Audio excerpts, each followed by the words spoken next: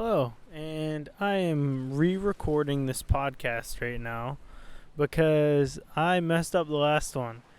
If you're here for a tech reason, well, I'll dive into this lens very quickly. I made a review on the 24-70 before, the RF 24-70 from Canon, and one drawback that I've noticed a lot recently is that whenever the camera turns off or like times out and then turns back on, your focus, even if you're on manual focus, resets. So that was why I was out of focus. I locked my focus, was ready to go, and then the camera timed out while I was setting up my microphone, and the lens decided to go out of focus and I didn't notice it. And that's the one thing that I hate about this lens. If you're using a cinema lens, you can zoom in or you can lock focus and then zoom in, zoom out, and it's going to keep the same focus plane. So it makes it nice because you can zoom all the way into 70, lock focus, and then zoom out, and your 24 millimeter is still going to be in focus as well. That's not the case with this lens. That's a really annoying part about this lens. I don't think there's anything mechanical inside of the lens, which I thought I was going to like, but there tends to be more drawbacks than good things, in my opinion. But as I mentioned, I'm re-recording this one talking about how the heck I ended up here. I am in St. Thomas, the U.S. Virgin Islands. I actually just finished up the shoot, and it was a cool trip. It was a fun trip. I'm really grateful for this opportunity.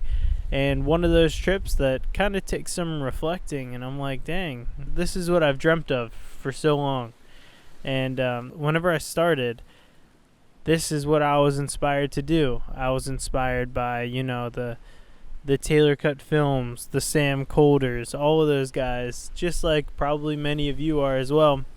And to say that I'm getting paid thousands of dollars to be here and pretty much just have them say, do my thing, is a crazy, crazy feeling. If you're new here, this is my second island that I've been able to shoot. I shot an island in the Florida Keys that was going for sale, and now I am here, as I mentioned, in St. Thomas, shooting an entire island. Now, they were two different things. The one before, there was a house on it, and there was some buildings built out on, but this one we couldn't even get over to. We tried, but the water was super choppy. As you see behind me, it's not too crazy, but whenever you get out in a boat, it gets rough. And the island that they're selling doesn't even have a boat dock. It doesn't have a marina for you to dock your boat in, so it makes it a little bit more difficult whenever you're trying to get over there, especially with my camera bag. Imagine I'm going over there with my camera bag on the little dinghy because we can't pull up on the big boat all the way up to shore. We're on the dinghy and then just get dumped and my entire camera bag's done. That's like what I was telling them whenever we were on the boat the first day. They asked if I could fly the drone off the boat. And I was like, I can. I think I can, right? But this is the first day I'm here. I'm still here for Friday and Saturday. So if we're going to do that, let's do it Friday or Saturday so we know we at least have some drone shots that we're looking for. It's not the end of the world if I crash a drone. It's not the end of the world if I lose a drone. But it is if I lose it before I dump any of the footage. So I definitely push you whenever you're shooting big shoots that have higher risk of crashing a drone. Always be switching your memory cards so that if you crash your drone, you still have maybe the 2 flights you did before then. Now, it will cost you a little bit of extra money going out to get those extra memory cards, but it's an easy thing that'll save you a little bit.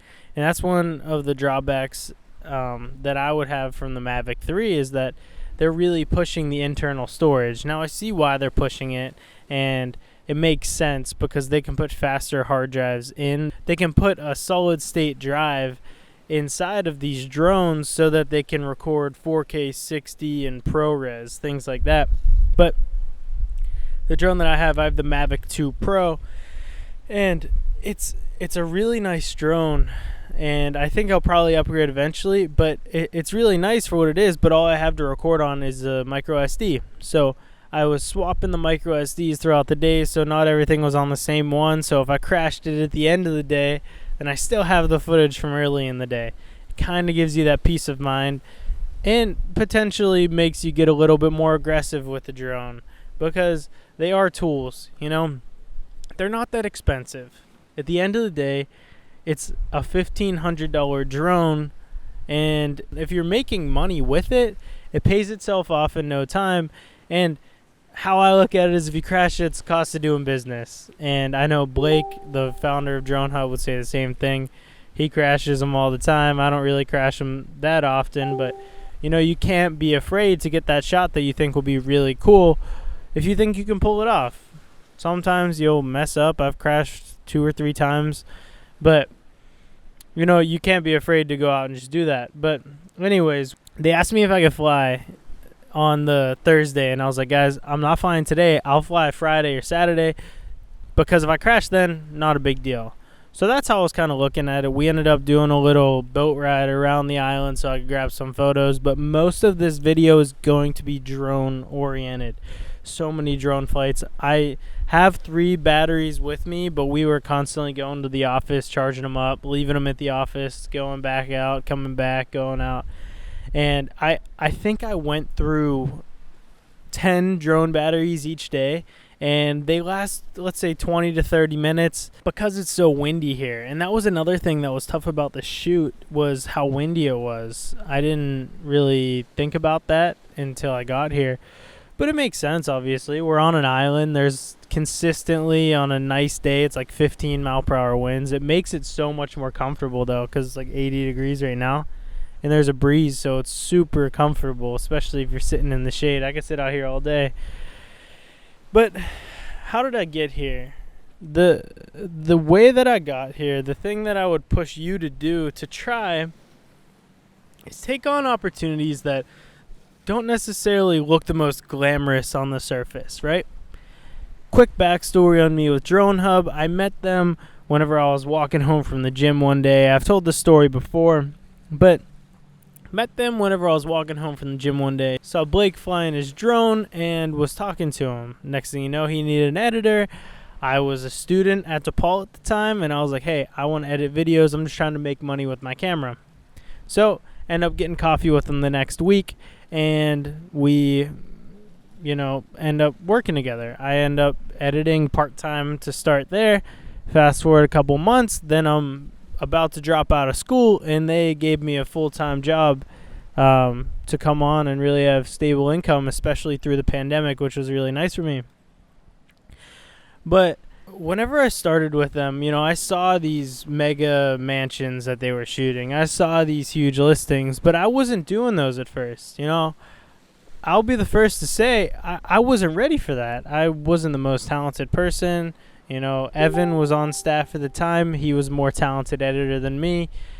Blake was on staff, obviously. He's the founder. He was still editing. So I was kind of the guy that was just doing the quantity work. I was doing those 1-2 bed places in Chicago that we were shooting, and slowly worked my way up the ladder until I got to the point where I was able to come on and edit these mega mansions in Florida, in LA, in Vegas, and I really used those opportunities to show what I could do and show that I was capable of creating at the same quality as they are, if not putting a little extra touch on it. Because a lot of people can do the same thing, but if you can find a way to be unique and find a way to put your extra little zing on it, then do it. But the reason I dive into this is because I think I wouldn't be here if I didn't take the opportunities that didn't look that glamorous on the outside. Yeah, you can sit here and say that my life is cool and I'm in the Virgin Islands getting paid to shoot a video, but at the end of the day, it took a little bit to get here, and it took a lot of not so cool stuff to get here. And I push you, if you see somebody post something, hey, need a videographer for this wedding in Chicago, hey, need a editor for this corporate event in Chicago, take those opportunities, because you'll meet people along the way that maybe will give you the opportunities like this down the line. The most valuable thing that I've done to this point in my career is go out and meet other creatives, because other creatives always need help. They also grow. As they grow, they can't take every job. You want to be the guy that they come to whenever you're starting out. Then eventually, you'll meet some people who will be a little bit below you. Then you can't take a job, you throw it to them. it's a beautiful thing. You know, you meet these creatives and everybody's trying to help everybody.